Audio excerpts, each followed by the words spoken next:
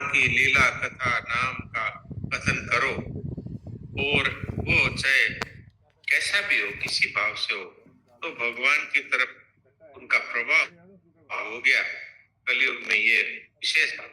लेकिन जो साधक हैं, जो काफी समय से और साधन में लगे हुए हैं, उनके लिए ये बात है कि एक तो चिंतन करते हैं और एक चिंतन होता है।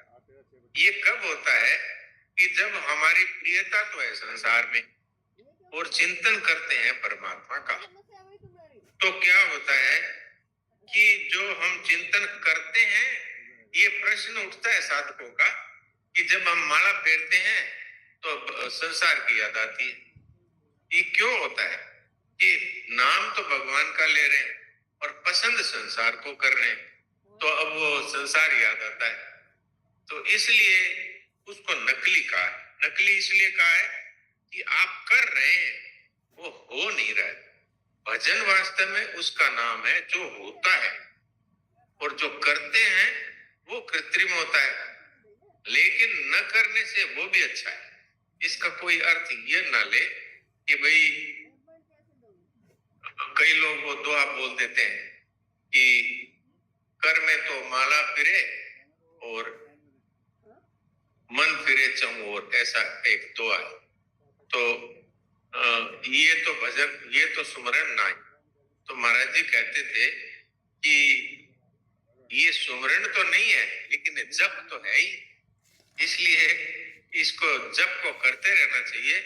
जप का इतना प्रभाव है भगवान के नाम का कि फिर बाद में संसार की पसंद कम हो जाएगी और परमात्मा की पसंद विशेषता से होने लगेगी, तब भजन स्वतः होगा।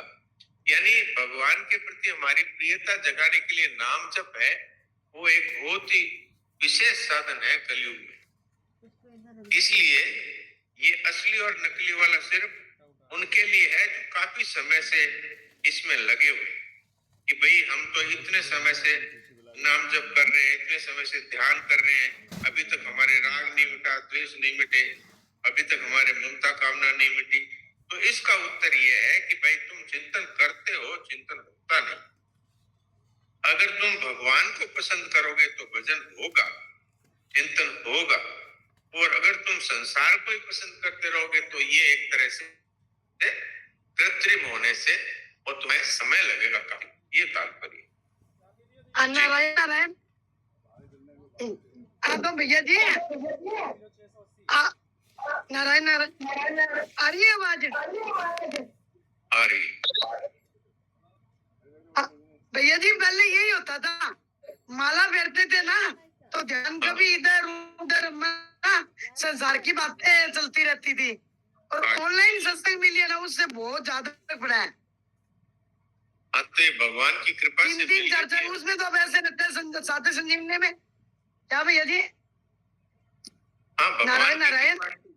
हाँ जी, भगवान की कृपा पहले होता था, ये आनंद जी महाराज और विजयानंद जी महाराज के पास जाते थे ना, तो ना ऐसे लगता था उनकी सत्संग सुनते थे एक हफ्ता थे, तो ना उनकी सत्संग सुनते लगता कि भाई आते हमारे लगता है भाई संसार में कोई नहीं है। थोड़े दिन बाद है ना थोड़े दिन बाद है ना वो बातें जितनी सुनते थे उतनी नहीं रहती थी, वो ये ना संसार में लग जाते थे। और अभी ना ऑनलाइन सत्संग से तो ऐसे लगता है संसार एकदम नकली है। बहुत अच्छा, भगवान की कृपा हो गई आप पर। हाँ, ऑनलाइन है ना बहुत जनों के फर्क पड़ेगा भैया जी, ऐसे ही चालू रखना। अब अपने ठीक है, समझ गए डॉक्टर साहब आपके। ठीक है, वो तो ठाकुर हमारे लिए करते हैं। बहुत बहुत जी भगवान में। ममता जी, अब आपका बात पूरी हो गई है, अजय जी से पूछ सकते हैं। अजय जी ने बताया तो हम लोगों के लिए कोई काम की बात अजय जी तो बताएं, तो फिर नहीं तो डॉक्टर साहब से भजन पद का समय होगा। हाँ जी अजय जी, राम राम। राम राम। विशेष बात आपने जानवाई डॉक्टर साहब से।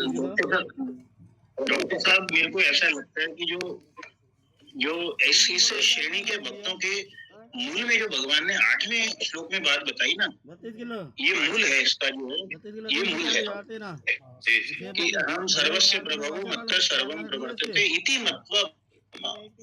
और तो ये जो बात आई कि ये मूल है एकदम, जो है ऐसी श्रेणी के भक्त तभी पैदा होंगे जो इस चीज को स्वीकार करते हैं।